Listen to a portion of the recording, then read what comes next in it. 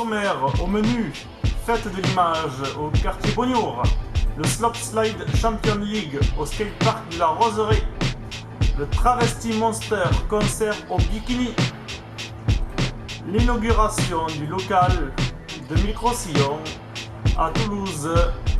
Terminé ce programme magazine, je vous laisse avec la randonnée Pyrénées Col du Chioula.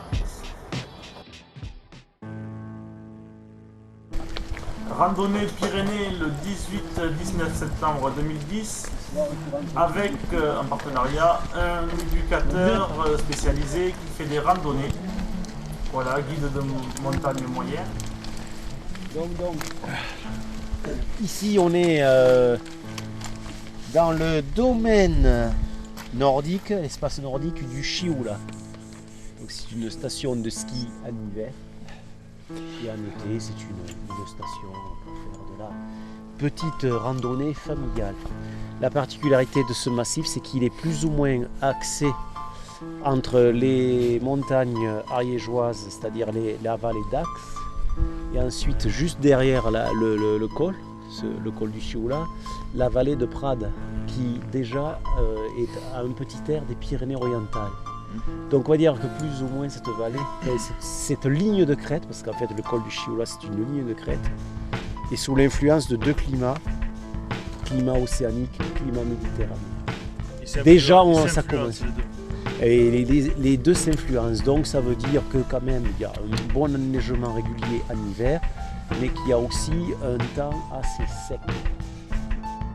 L'instant moraliste de l'accompagnateur montagne, mais c'est ça. Moi, mon boulot, c'est de transmettre aux gens l'idée que la montagne, elle est là pour t'accueillir d'une manière assez généreuse, puisque la nature est gratuite, pour l'instant, mais elle le sera toujours d'une certaine manière. Bon, bref, ça c'est un autre débat, mais ce que l'accompagnateur, le rôle de l'accompagnateur montagne, c'est quand même de transmettre à vous, qui êtes l'avenir, la jeunesse, de bien évidemment préserver ces milieux.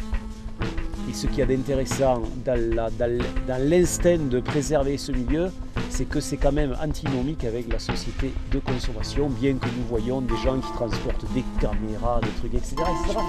Donc déjà, c'est une contradiction. Mais ce que je veux dire par là, c'est que la montagne... C'est pour faire refléter ce monde-là. Oui, non, mais la montagne, malgré tout, parce que là, c'est de la moyenne montagne, on monte dans un refuge. Mais en imaginant qu'il faille bivouaquer ou qu'il faille dormir dans une cabane de berger, la montagne quand même invite à une certaine humilité et surtout à un certain mode de vie simple, c'est-à-dire être en capacité de s'adapter à la nature et donc de s'adapter au minimum. Un mode...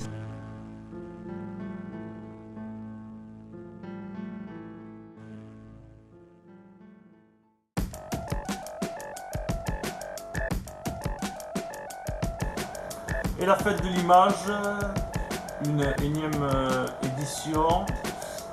C'était cette fois-ci au quartier Boniour, où il y a une projection de films et divers ateliers. Voilà, avec une buvette, un snack, où j'ai fait une interview d'une organisatrice, prise de photos et de vidéos.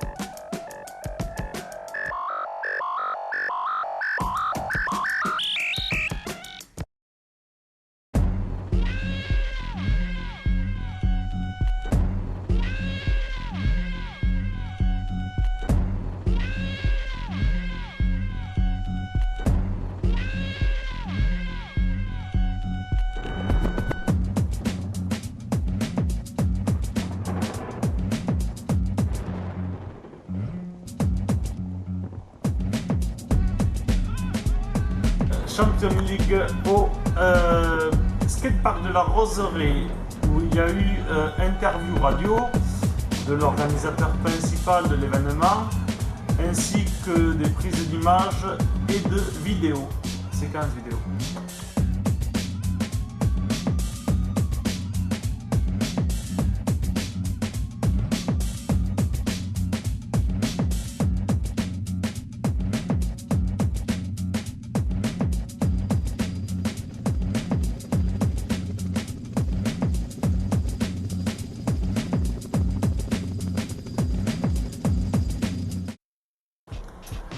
Le Travesti Monster au bikini, concert sur la thématique en référence à Star Wars.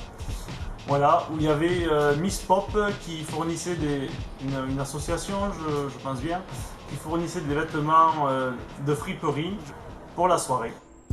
Bonjour, interview concernant la soirée du Bikini Travesti Monster, spécial Star Wars. Depuis quand ce contexte de soirée existe ? On a créé la soirée il y a à peu près 1 an. La première soirée Travesti Monster c'était en janvier 2009 en fait. Avant ça il y avait un truc préexistant qui s'appelle Miss Pop en fait, qui est le concept de fringue, donc qui est quand même la base solide du concept, donc qui vise à déguiser les gens, mettre des fringues à disposition pour les inviter à gommer leur code vestimentaire en fait.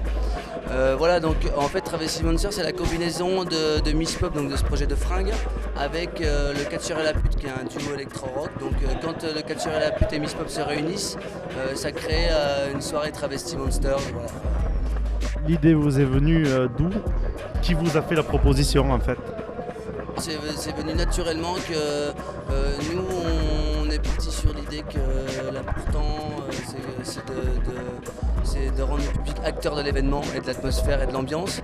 Donc du coup ça nous a paru essentiel d'impliquer le public au cœur de l'événement, d'où cette trame de fringues où en fait le public devient un peu acteur dans le sens où c'est lui qui génère la déco.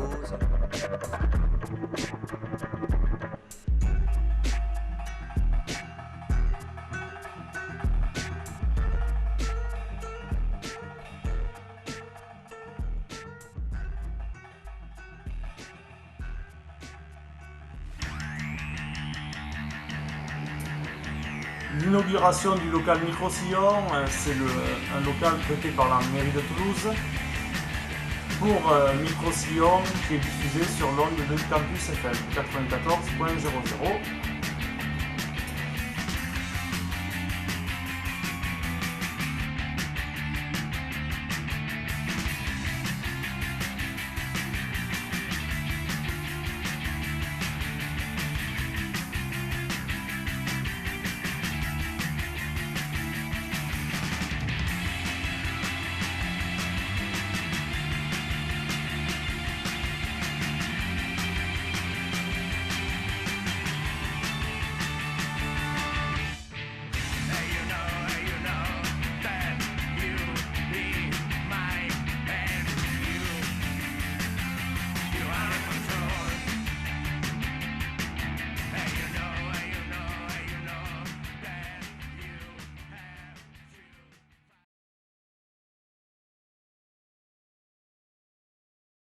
Merci de nous avoir suivis. Pour plus d'informations, sur le site http://microsillon.free.fr, onde de radio 94.00 et un compte Facebook et Skyblog pour les intéressés.